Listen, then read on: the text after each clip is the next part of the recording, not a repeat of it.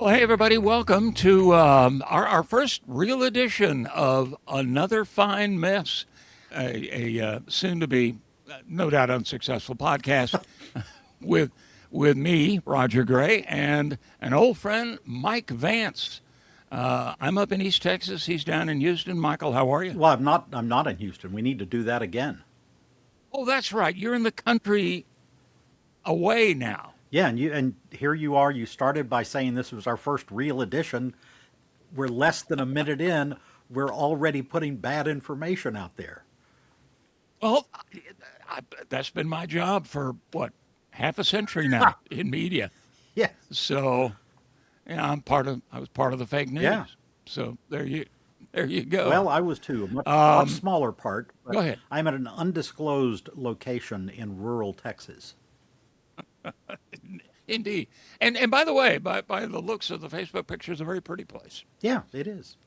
It is. We had Yeah. finally, after nothing but drought, which nobody cares about, but I will let you know anyway, we got 5 inches of rain while we were out of town. And when the dogs emerged from under the bed, everything was green. It was, yeah, we got some rain up here. It's supposed to rain for the next couple of days here. So hopefully this thing is broken. It's been bad for everybody. Let's get into it. Mike and I go back brief history. I was a partner in a radio station back in Houston. Mike is a Houston guy originally, and I was a partner at a radio station in the late '90s. 1997, we went on the air, and Mike, in all of my years of broadcasting, Mike was the only on-air partner I ever had, and by golly, the best. So, There you go, rarefied um, air. indeed, it's a relative compliment. I understand, but Mike, from a successful career as a comedian, humorist, which is what a comedian that's not working, something like that. Yeah, I've heard that definition. Yeah. To now a prolific author, particularly books on history.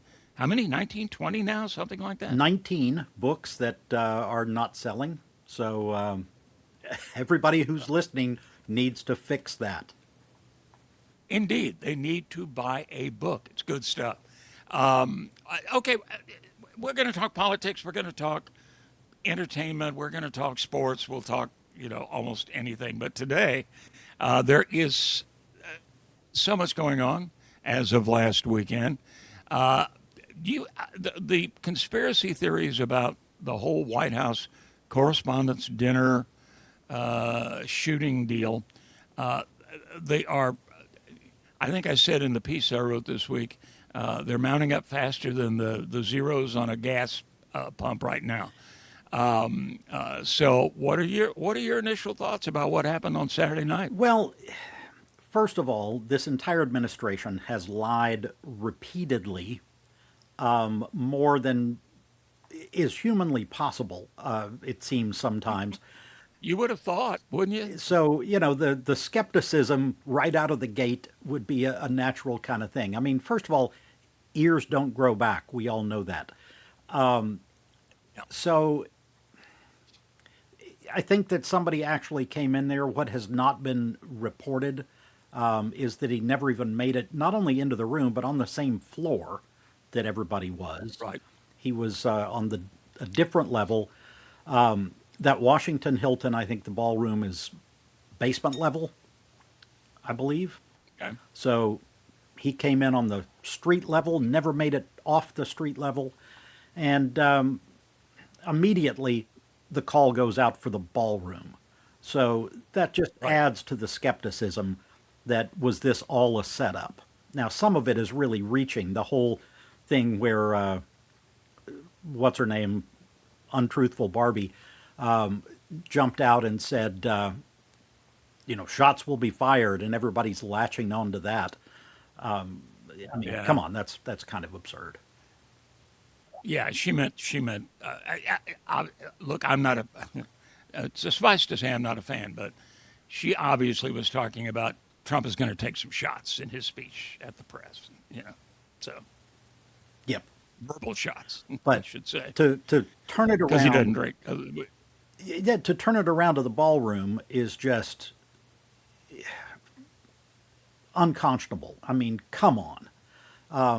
That just, first of all, is just the most predictable thing in the world. And secondly, reprehensible, where nobody's talking about gun violence. Nobody's talking about the fact that everybody's walking around armed. That doesn't come up, but man, we have to have a ballroom because Lord knows that. Yeah, ballroom would have. So many tragedies would have been prevented by a ballroom. Yeah. Yeah, yeah, absolutely. If Kennedy had been driven around in a ballroom in Dallas. So, well, and there's no doubting the guy intended to do something, and I know. I addressed this in an essay this week. Forgive me regurgitating some of that, but as far as the shooting in Butler, Pennsylvania during the campaign, yeah, the injury pretty suspect, but the kid was killed. He killed somebody else. He wounded a third guy. So, But do you if it really think, was Roger? Let me just interrupt for a second. Do you really think that okay, that administration would care at all about somebody in the audience getting killed? Because I don't. I think that if they thought it was good theater, then some random person being sacrificed is not going to slow them down at all. okay. Granted, what you say is true. They no doubt don't care, but this would have been a tough one, and were it to come out, the explanations would seem lame. Lame is not even uh, encompass how bad it would work. And as far as what happened Saturday night, the guy on the golf course, he seemed pretty wackadoodle anyway. But the thing Saturday night, the guy texted his family with, they're calling it a manifesto, which is it's basically a confession with a lot of verbiage surrounding it. It's obvious he intended to do something. He intended to do something bad, and the even he commented that the security was laughable around the area. The guy, nobody anticipated. Hey, a bad guy might check into the hotel. He might not come in through the front door. And by golly, that's what he did. And he had the guns. He had knives. He was not subdued. He wasn't tackled. He tripped, apparently, according to witnesses. And then they jumped on him. He's a school teacher. Didn't like Trump. Okay, got it. So I no I and a cop was shot in the vest. We don't know by whom. It appears the shots were all fired by Secret Service. So if it was a put up job, you're going to have to trust somebody to shoot you right in the vest.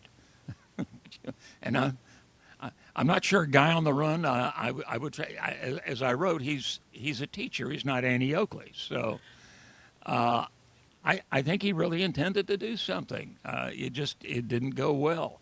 But as you say, to turn this into a pitch for the ballroom. Well, before we get First to of all, that, so you're saying, there are more. By the way, there are more people at this dinner. There's like 3,000 people at this dinner. The ballroom only holds yeah, 1,000. So yeah. So which Mango Mussolini came out and said, "Well, I am, you know, Mr. Magic, and I'll make 3,000 people fit into a 1,000 seat room." They've been holding this dinner, by the way, at the Washington Hilton for years and years. So yeah. it's been going on for a long time without a And as ballroom. everybody knows, but It, as everybody knows by now, this is the hotel that Reagan was emerging from when Hinckley shot him. yeah. So in other words, there's just really no marksmanship whatsoever to be found at the Washington Hilton. Before we get on to the ballroom, though, I got to ask. You're saying that Secret Service is basically the Keystone Cops. Well, that's your conclusion? look at the two guys who are now heading both Homeland Security and the FBI. And we don't know if it was, we assume it was Secret Service, maybe the FBI arrested the guy. I don't know. They were both there. I, it, it, the guy obviously surprised everybody. I don't know who designed this security screen setup, but it apparently wasn't designed well. Well, they were tearing it down when the guy ran in, apparently, because everybody was already inside the ballroom. So, Right. I mean, that in itself is high on the stupidity list, in my opinion. That, oh, well, everybody's inside. Surely nobody else will come in at this point. So let's just tear Yeah. the screening system down entirely. Yeah. Well, and there was an agent, as we've seen in that surveillance video, I assume from a hotel camera. One of the agents, that looks like it was the sign-in table, Yep. and one of the agents was leaning on it and just kind of relaxing. It looked like until the California guy ran past and ran very quickly. By the way, Trump did get that right. He was fast. Well, So compared to the president, who's yeah, well, I yeah, mean, come on. yeah. So Okay, the ballroom. okay. He has been saying for the past several months that they have raised $350 million in private donations to pay for this. It was almost paid for in private donations. The list has not come out, but there have been leaks. Zuckerberg is on it. Bezos is on it. No, You know, it's all the people that have been, and I will use the term that I absolutely mean, blackmailed by this administration, threatened with all kinds of investigations if they don't step in and start giving money to various projects. And then it was reported the week before the correspondence dinner, it was reported that the charity they had set up, the fund they had set up to fund the ballroom, had vanished. It had closed. No answer on where that money went, but based on everything else that this family has done, first term, this term, it went into their pockets. I mean, I think we can very safely make that assumption when you and watch the there's a record Trump behind it. family history. Yeah, There's a Trump family history with charities as well. yes, exactly. A So that charity money, he and the, yeah, that he go stole ahead. from, and Yeah. charges were brought. But Hmm. that money disappeared, and then Lindsey Graham, apparently thinking there was going to be a giant walk-in closet, says now that the taxpayers should pay for the $400 million, and he has made that ask. So, Well, and who better who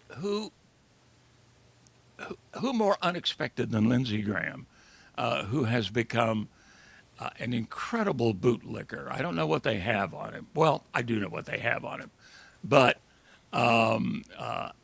you can depend on Lindsey Graham to to be on a golf course. There's a thing called the ball washer, and I'm afraid I would put Lindsey in that category. He's just shameless in the kissing up. So well, they all are. I mean, the level yeah, of incompetence, and I mean, this is a whole other rabbit hole that we can go down, but they are all just shameless. But to stick with the ballroom thing, where did that money go, and why are we not hearing anybody ask the question where that money went? Now, there are still a few Republicans, from what I understand, that are against spending this $400 million. But will that and every last? Democrat, of course. Yeah, Yes. yeah. That's you also consider the fact that whether it's a bribe, people are paying for access People are paying for government consideration, government contracts, you name it. As a matter of fact, the construction company hired for the ballroom because it's technically privately funded. They didn't have to do competitive bidding. They've also been given the contract to repair a couple of public fountains in Washington, which is government paid, which does require competitive bidding, but there was no competition. They were Well, simply and given the contract. on top of that, the estimate on repairing those fountains was $3.3 million. They were given a contract for $17 million. So Yeah. again, kickbacks and bribes. And I will stick by there. Musk is paying for access. I mean, Musk is paying for government contracts. Zuckerberg, Bezos, all of the others have been threatened the same way that they're doing that to ABC right now. They are using government agencies to threaten these corporations' very existence. And that's why the money comes up, which brings me to a question. We know what David Ellison's politics are, so I don't expect that to change. But eventually, And we should explain some of this. We also, involved in all of this, is the new conversation now about all the hateful rhetoric, which, according to the administration, all is coming one way. We all know that's not the case. And now the FCC has gotten involved. They're investigating Kimmel, for crying out loud. And I know you want to get into the Ellisons, but let me just say this. I did broadcast journalism for 56 years, right up until March is when I stopped working daily in radio news. My experience with the FCC goes back to 1970, and the FCC was there to make sure, A, you didn't drop an F-bomb on the air, you obeyed the basic rules of broadcasting, you provided a public service, and you documented that. In the old days, even rock and roll stations had news, for goodness sakes. So that's all been loosened. I've worked under the fairness doctrine, which was never a problem. If you have a gun control guy on, you have to have the NRA on. If you have a pro-abortion guy on, you have to have an anti-abortion guy on. It's the way that worked. Now it's been loosened. You have one candidate on, for example. If the other candidate asks for equal time, you have to provide it. That's where it is now. It's not a burden that any of us have a problem with. They never regulated point of view and speech. They never regulated, which is why you had Rush Limbaugh, for goodness sakes. So point of view, and we had Air America there for a while, the liberal counterpart, but point of view was never an issue. Now, apparently it is. They're going after Kimmel again, for goodness sake. well, the FCC, one of the things that I read, and I don't know if this is true or not, because I didn't do a big dive into it, but the FCC does periodic reviews just to make sure everybody's in compliance, and ABC Disney was due for one sometime in the window between 2028 and 2031. And so this article that I read this morning said that they had moved that up out of that window over the Kimmel thing. But this goes back to the blackmail thing that I'm talking about. They are, just like they're trying to get money out of some of the other people, the whole Paramount merger thing was also eaten up with this, where there were, you got to give us money, got to give us money or we're going to investigate you. And this is, got to fire Kimmel or we're going to investigate you. So this is, it's blackmail. It is using government agencies to get what they want, completely disregarding the law.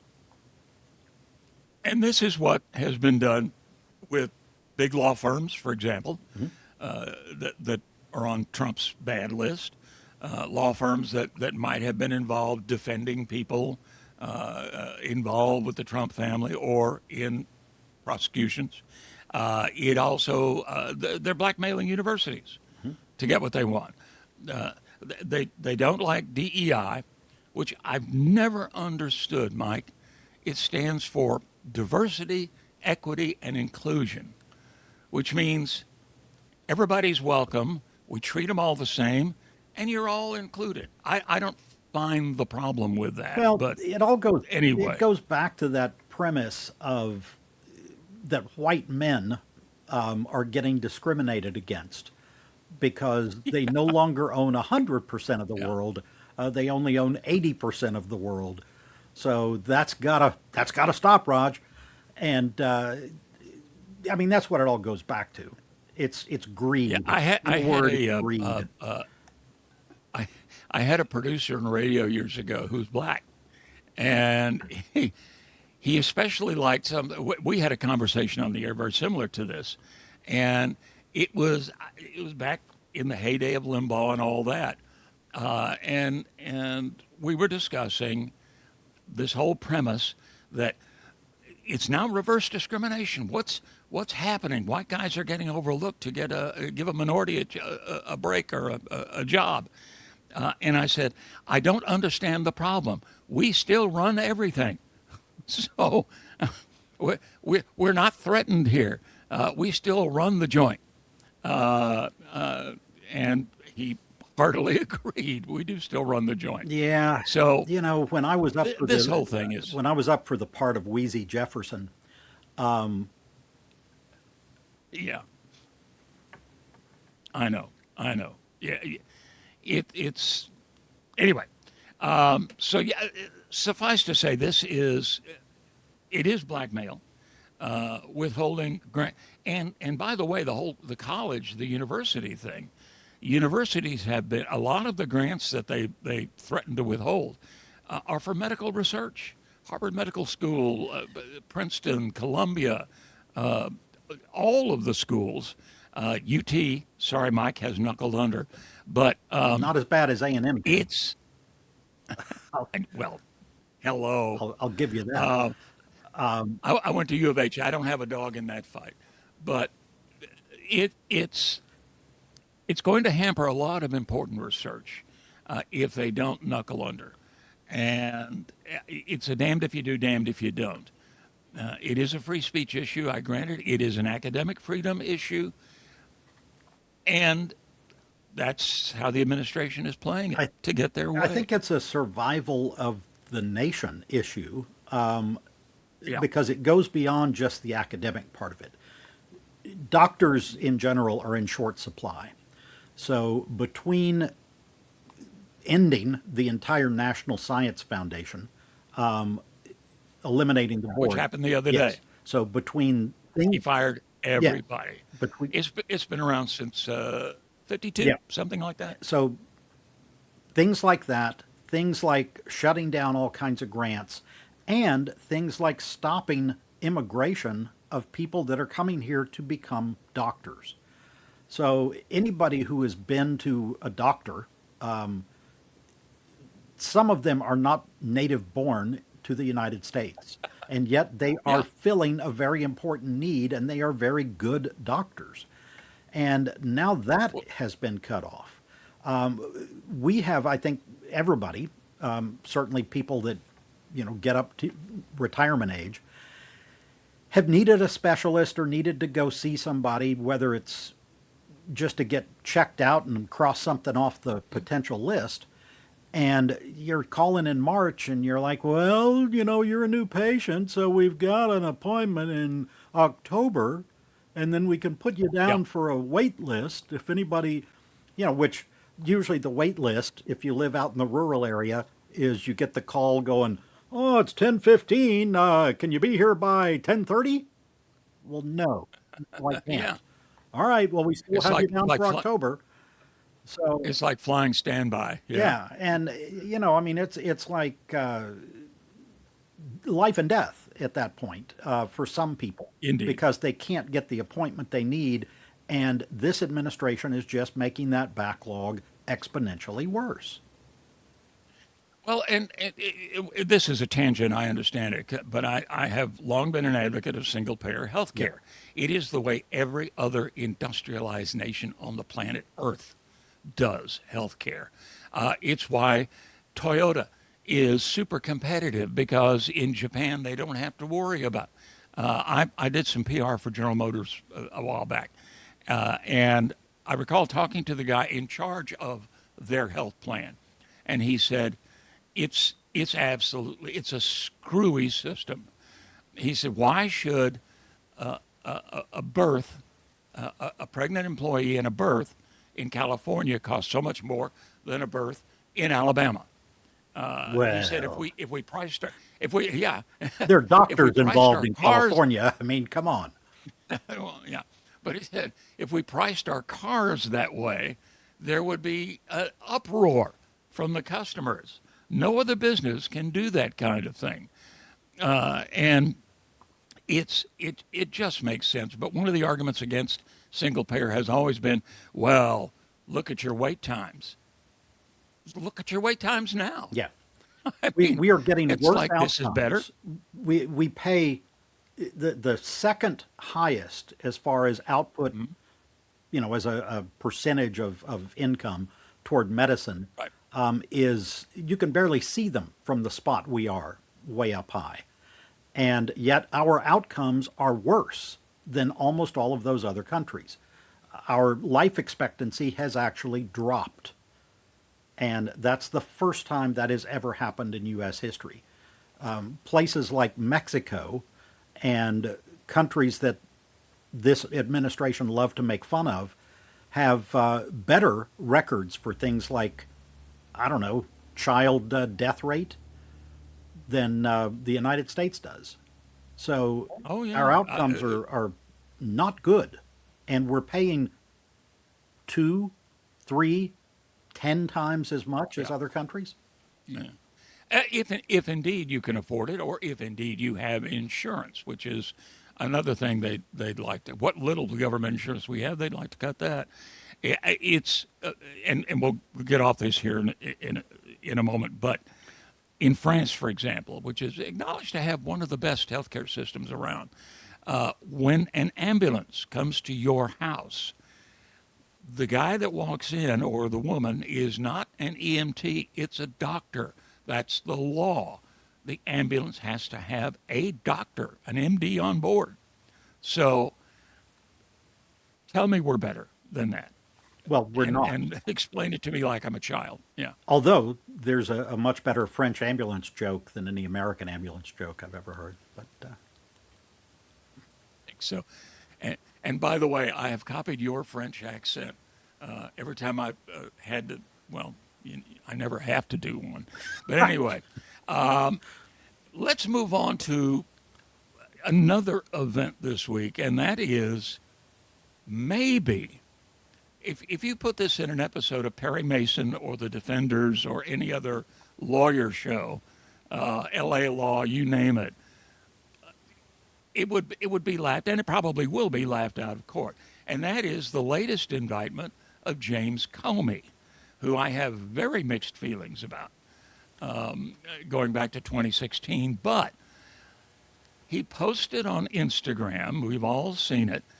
He was walking with his wife on the beach, and he says he stumbled on it. I'm sure he didn't. He arranged seashells to spell out 8647. So, really, that's a threat. well, 86 means to get rid of something. yep, and it Yeah, comes so from the restaurant 86 industry. that. That's where, The restaurant, yeah. yep, that's where it comes from. So all of these pansy ass elitists that have never worked a food service job are the ones that are, well, that means to kill somebody. No, it doesn't. It means you ran out of No. the special of the day. Yeah, We 86 the soup Yeah. tonight. Yeah. we have no more veal in the house, Andre. So yeah, that's one thing. But Pam Bondi just got fired for not sufficiently going after the orange stains enemies, and whoever is auditioning for the job at the moment, I think that changes by the hour. They're trying to outdo one another in, oh well, I can come up with a charge. So they're charging that he's threatening him by posting a picture of seashells on a beach in North Carolina? Um, I, Mind boggles that they're actually saying this with a straight face, which has to be the most difficult part of this whole thing, because the prosecution's going nowhere. This is not going to happen. When, and we've been asking this question throughout the first term and for now a year and 4 months, when is somebody going to grow a spine? And I understand that this time around, he went out of his way to hire people that would do whatever he said. And even the ones that he hired with that in mind, he has started firing them because they're, in one case, embarrassing him, and in another case, not sufficiently kissing his ass. But when is somebody, you've seen it from the military, some of the military people have stepped up and said no, absolutely no, and they get fired. They get fired. Yeah. But I mean, officers with decorations and careers, long careers, combat experience. I mean, Hegseth began by firing the head of the Joint Chiefs, who was a decorated fighter pilot, a general in the Air Force, and black. So there's your problem. it really is a race to the bottom as far as how low and how completely without ethics, completely without courage, some of these people can be. Mike Johnson certainly pops into mind. So this is going nowhere. This is obviously not going to happen. Again, even conservative, even Fox, their legal expert, is saying no. This is going to fail badly, embarrassingly. The indictment's an embarrassment to begin with. Yeah.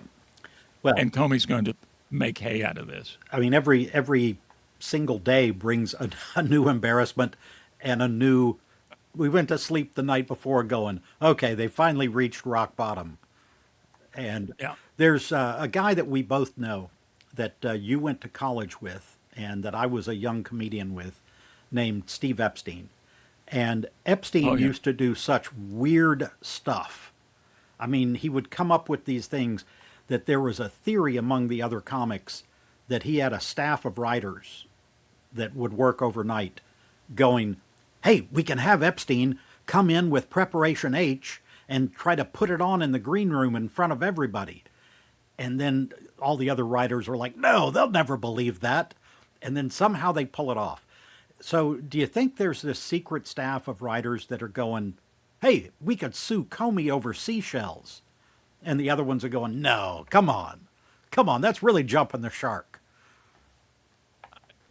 Well, and it's funny, Mike, you mentioned Steve Epstein, because let's be honest, so much of this, whether it's arguments over the ballroom or Jimmy Kimmel or the assassination attempts or all of this, the war in Iran, for goodness sakes. We don't need to point out that when Trump came into office in 2016, Iran had signed a treaty. And it wasn't just with us or with President Obama. It was with several European nations who were a part of that negotiation, and Canada and Japan. They all had signed on, and they agreed to it. And by all accounts, Iran was basically abiding by it. And the Strait of Hormuz was open, and gas was reasonable. Now it's not. That treaty was thrown away, mainly because it had Obama's name on it. And now we're in the middle of this war, conflict, excursion, whatever you want to call it. By the way, Putin will not call the Ukraine adventure a war either, which I find interesting. Neither one of them will call those actual wars. But people die and weapons, buildings get blown up and so forth. Well, and they So admit that we're now, we've spent this morning. Hegseth admits that we have spent 25 billion, which means you could Oh probably yeah. double that or triple that as far as the real Hmm. cost. And we found out also that the damage Iran inflicted was greater Oh than yeah. had been reported. And I wrote about this as well, that the whole nature of war has changed with the advent of drones. Drones are cheap; they cost 20 grand, 20 grand to build a drone. The Russians are now using an Iranian design, building drones in Russia, and you can build so many that you basically just overwhelm defenses because a Patriot missile costs $3 million every time you shoot one off. Well, I can. How many $20,000 drones can you build for $1 million? I can overwhelm that easily. So the nature of things has changed. Back during the Cold War, there, the Russian and American theory was we had the best, most sophisticated of everything. Most sophisticated jets, missiles, yada yada. The Russian theory was we're going to build them a little cheaper, a little less capable, but we're going to build a boatload of them.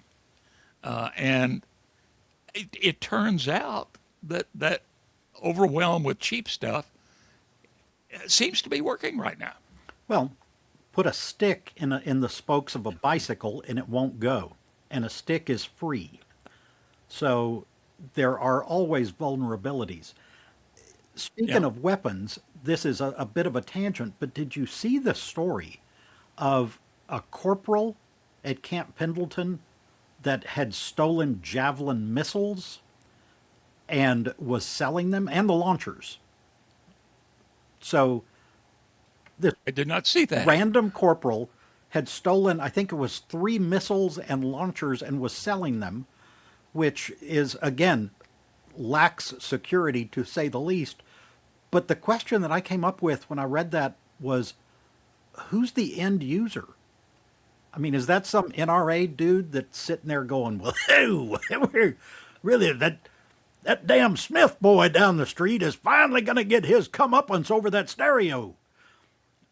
I mean, Well, yeah.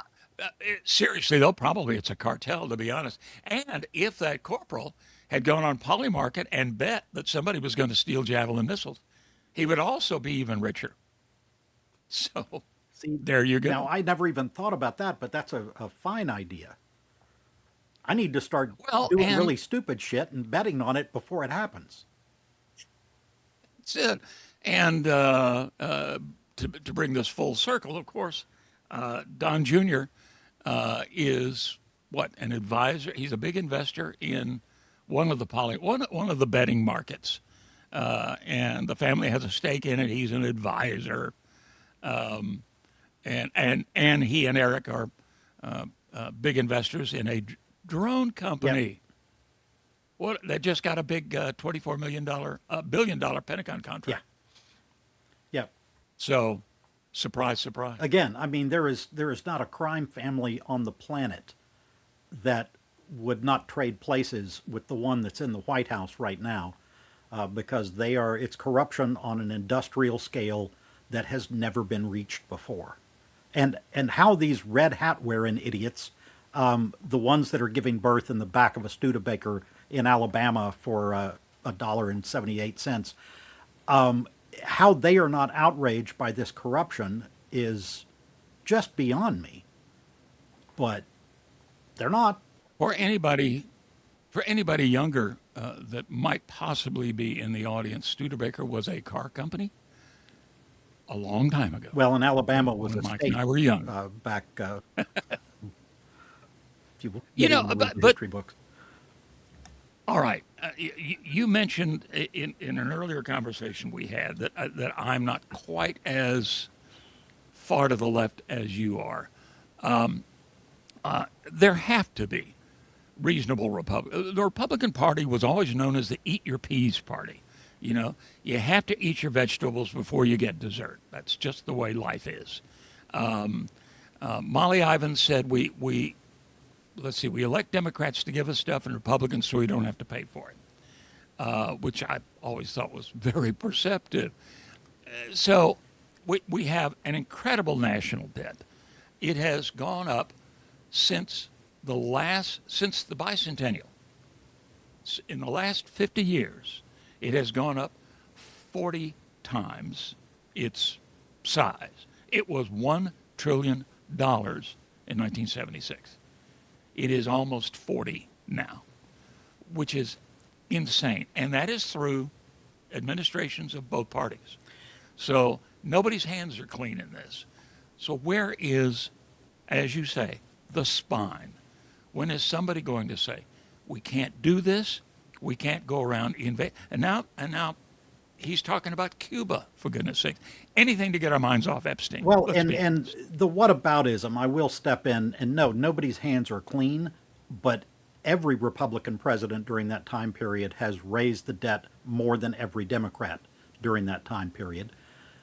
That's a fact. Last surplus we had was under Yeah. Clinton. So that's a fact. The other thing is that it's not Social Security, it is not Medicare, it is not child care that is costing that money. It's wars and defense, which is discretionary spending, I might add. And this guy had all of the red hat people voting for him because he said, I'm going to stop all these needless wars. And what has he Yeah. done? Again, to be fair, we can throw in recessions, we can throw in a pandemic. All of those things cost money. Yes. But we climbed out of the '08 recession. We got through the pandemic. By the time Trump was elected in November of 24, by that time, inflation was down to the 2.4%. Yep. That's remarkable considering where we were immediately after the pandemic when we were short of everything. Yeah. Cars couldn't even get the chips they need. Automaker GM and Ford couldn't get enough chips to build their cars. So everything was in short supply and expensive when that happens. We got out of that. We got through that. We got through the bank failures of '08. We got through it. It cost money, but we did it. And I think most people would say that's spending that makes sense. It's what you have to do to survive. Yeah. And we should talk about chips, not today, but some other day, because that was a bill that passed under Biden, and it's still not taking off exactly like it was planned, that we would, Yeah. lose our reliance on Taiwan for everything. Toilet paper, that's another thing entirely. Is why everything, the weather's going to be Everything bad. comes I down need to to toilet. stock up on toilet paper. It's, what, you have an eclipse? I need more toilet paper. So, By the way, during that crisis, I actually ordered some on eBay because there was none at the store. there's a We got a package of toilet paper. there's a story, and I just, since we're totally down the rabbit hole, we might as well start trying to wrap this up at some point on this Yeah. note. Hawaii had some sort of shipping crisis, and I think this was probably back in like the 80s or 90s or something, and the entire island chain could not get toilet paper. And there are stories about how they were rationing it, and you would be in a bar and you need to go to the bathroom. You'd have to go up to the bar, and in some places it's like you're leaving your driver's license. In other places they're tearing off 2 squares and that's all you get. But you got to buy the beer first, you got to buy the drink, this is for customers only, but here's 2 squares. Good luck, use them however you wish, don't drop them on the way in there. Be frugal. Yeah. Well, and we will wrap up akin to that. When there's a shortage of things, I was in Berlin when they were negotiating reunification, and I think it was Margaret Thatcher that said, the last time Germany got all unified, it didn't turn out well. But we were I was with a group of reporters who were in East Berlin at a restaurant where it was the only place there that could feed us while we had a press conference. And I went to the bathroom at it was a restaurant at the bottom of a hotel, and there were no paper well, the toilet paper looked like Big Chief, writing tablet paper, with like wood chips floating in it, and there were no paper towels. There was a towel hanging on a hook above the sink, and when you touched it, you realized everybody in that office building had used that towel ahead of you. So that's how bad it can get. Yeah. You don't want to wash your hands. I was supposed to go on a trip to Cuba this past December to watch baseball, and one of the things the trip fell through over an outbreak of dengue fever. But at any rate, they told us, here's what you need to bring, and one of the things was toilet paper. They said you cannot find it in Cuba, and apparently you can't find it in Chicago either if it rains. All righty. And on that note, and by the way, we didn't even get to King Charles, for goodness sakes. But maybe next week. Michael, thank you so much. Appreciate it. Well, we'll have to do this again. Let's try this again. And this has been Another fine mess. another fine mess. Yeah, indeed.